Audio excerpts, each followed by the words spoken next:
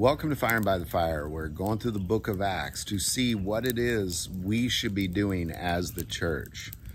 Not going to a building called a church, but being the church, being the hands and feet of Jesus Christ, what that actually looks like. And as we've gone through this incredibly important book, what we've seen is the Spirit came upon the apostles in that first church, and they began speaking in tongues. What this tongue meant was the Spirit was causing them to utter the wonderful works of God. And then whatever language you were born with, you heard it in that language. Not this gibberish nonsense that we see today, but real clear and precise, wonderful works of God that are in your native tongue. And as we've then see is then Peter gives this amazing sermon on the redemption of Jesus Christ, and many are saved. Thousands, 3,000s were added to them that day.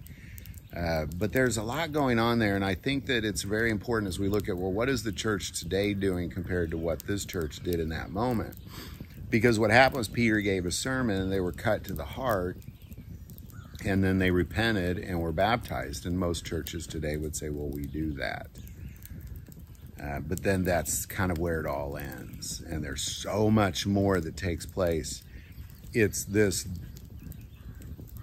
coming together as a people group to be about their Father's business, which is very different, because at church today, they might say, well, that is what we do. We come together and we be about our Father's business. Ultimately, you have 2 to 5 men, maybe a few women, putting on a show. And the rest of the audience then hears that, and then they leave, and nothing really happens. Nothing takes place for 6.5 more days. This church did that, but then they immediately came together and were about their Father's business. Feeding the hungry, clothing the naked, taking care of the widows and orphans, preaching the gospel, healing the sick, healing the lame. None of them just went inside a building, and it wasn't like they said, because so much of what just took place that we read with the sermons of Peter, they've just modeled that. This is what we're going to do. We're going to give a sermon. You're going to hear it. You're going to repent, be baptized. We'll repeat. Peter did that once. And then he went around and did a lot of other things, and he gave lots of other sermons, don't get me wrong, but that's not what his job was. His job was to do that and many, many other things for the kingdom of heaven. It's about advancing the kingdom of heaven on earth as it is in heaven. And if you're not actively involved in advancing the kingdom of heaven, you're really just kind of wasting space. So with that said, let's kind of begin to look at what this church did. Once that sermon was over, they broke out. What happened? All right, so we're going to pick it up in Acts 2, starting verse 40. With many other words, he testified and exhorted them, saying, be saved from this perverse generation. Then those who gladly received his word were baptized, and that day about 3,000 souls were added to them. And they continued steadfastly in the apostles' doctrine and fellowship, in the breaking of bread and in prayers. Then fear came upon every soul, and many wonders and signs were done through the apostles. Now, I want to kind of talk about the apostles' doctrine, because what is the apostles' doctrine? Well, the apostles' doctrine would have been the teaching of Jesus Christ, is what the apostles' doctrine would have been.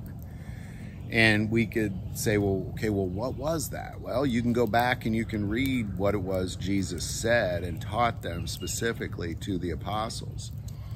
More specifically, if you go back to the very last time Jesus taught anything to anybody, was directly to the apostles when he privately pulled them away.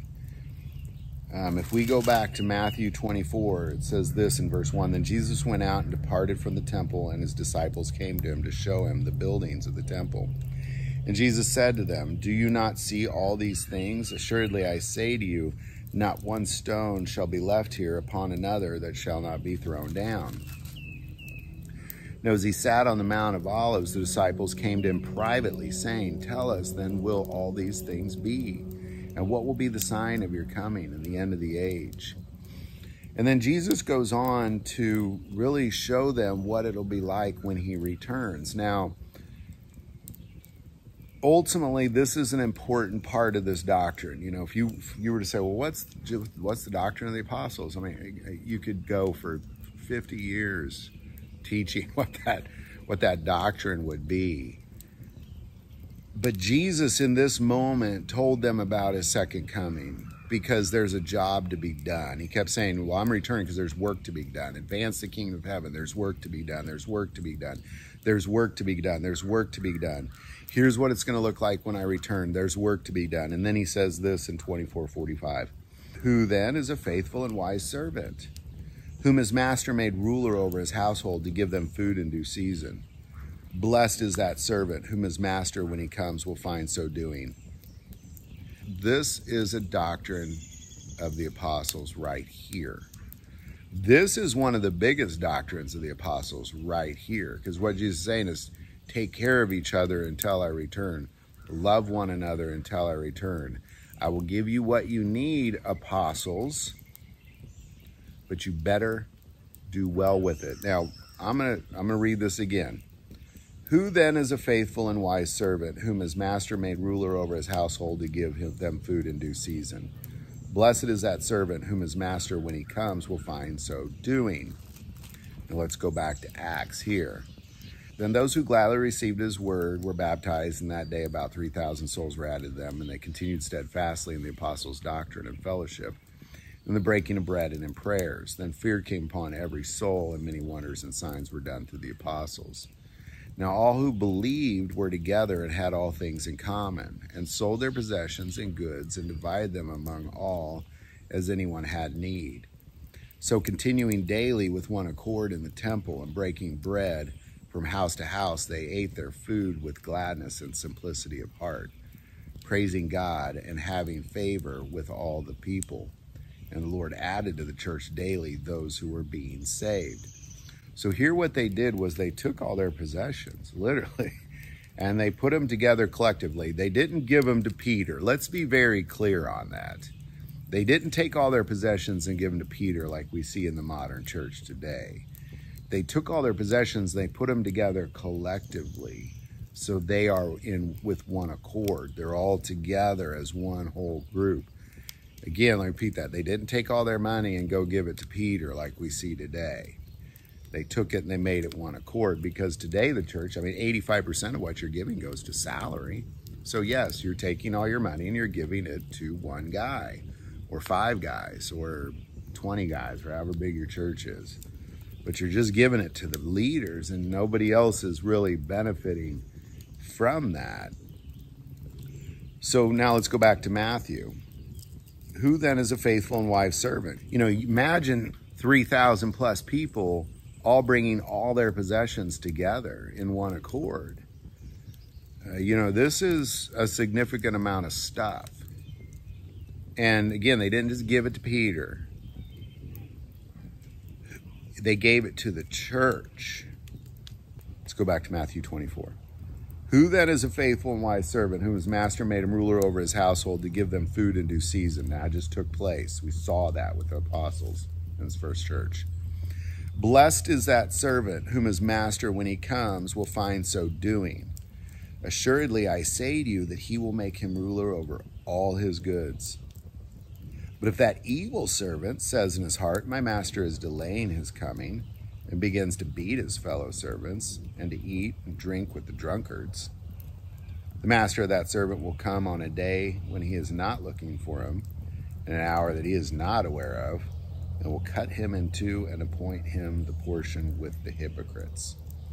There shall be weeping and gnashing of teeth. So what is an apostle's doctrine? Well, one of them is that he will provide for you. The master will make sure you have everything you need to advance the kingdom, for your role in advancing the kingdom of heaven here on earth. He'll give you everything you need. But what do you do with that? What do you do with that? You know, if you're just giving it to a guy that stands up on stage and tells you to repent for the kingdom of heaven, and you just give it to him and he puts it in his pocket, that's not what this is. What the apostles did is very, very significant. They put all their stuff together as a collective whole. They didn't just give it to Peter as a collective whole. And they lit up the world with it. That's what they did with it. And what Jesus is saying here in Matthew 24 is, blessed is that man that when I give you what you need to take care of this world, to take care of your brethren, to take care of each other, to take care of the fellow servants, to take care of the least of these. Because this conversation didn't end with that parable. He gave a few more parables.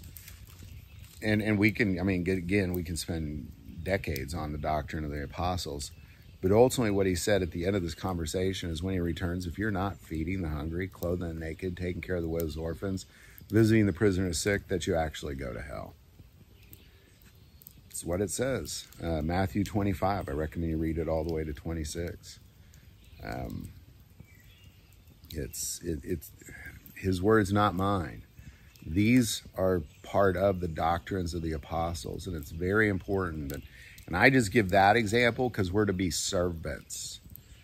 These apostles came together and they brought all their goods as a collective whole, and ultimately what they did with them was they advanced the kingdom of heaven with it. Ultimately, what we're seeing with the church doing, they're paying mortgages, they're paying salaries, they're buying new lights, smoke machines, guitars. Very few are feeding the hungry, clothing the naked, taking care of the widows, the orphans, visiting the prisoners and sick. And I'm not aware of many at all, at least in America, that are healing the sick and healing the lame and raising people from the dead. Know any churches doing that stuff? Put in the comments below. Hope these videos are helping. Welcome to the Book of Acts.